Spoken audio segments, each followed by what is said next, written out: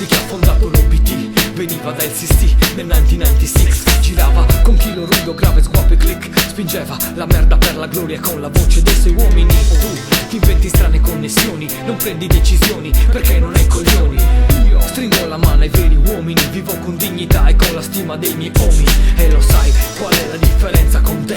È che io faccio la storia perché una storia in me. E lo sai di te che mi lascia perplesso, che non capisci ancora dove cazzo sei messo. Non faccio rime per essere il più bravo, però le rime mi fanno restare calmo. Wilson cammina con chilo ruido e guapo, al fianco dei giganti non sarò mai il passato.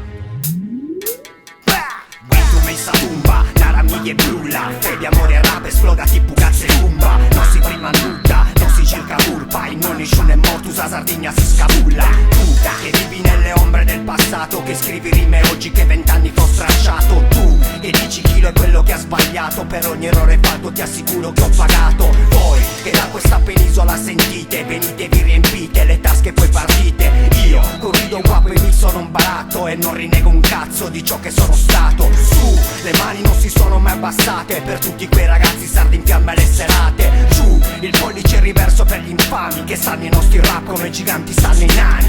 Non dite che siamo troppo distanti perché noi andiamo oltre la parola avanti. Qui nella fossa non brillano i diamanti, voi provate a entrare nella tomba dei giganti. Non dite che siamo troppo distanti perché noi andiamo oltre la parola avanti. Qui nella fossa non brillano i diamanti, voi provate a entrare nella tomba dei giganti. Tu domandati se per assurdo c'è pensato che da una tomba sempre aperta nulla è calcolato. Chi vive ipnotizzato impara nella giungla di città, ma anche rinchiuso dentro casa. Fuori i rumori danno noia e veterani, anni di cazzi che pesano per gli isolani. Ma tu rimani tu incollato al tuo sito ed è incalcolato il danno, caro amico. Ci avresti mai scommesso di ritrovarmi qui con chi? Ma soprattutto a farci un testo. Parlo di Wix, so chi le guapo, ma non è un vizio. Stai sereno e rilassato, io sempre vivo. Ma c'è chi si dimentica che i sottoscritti stronzi non vivono in America.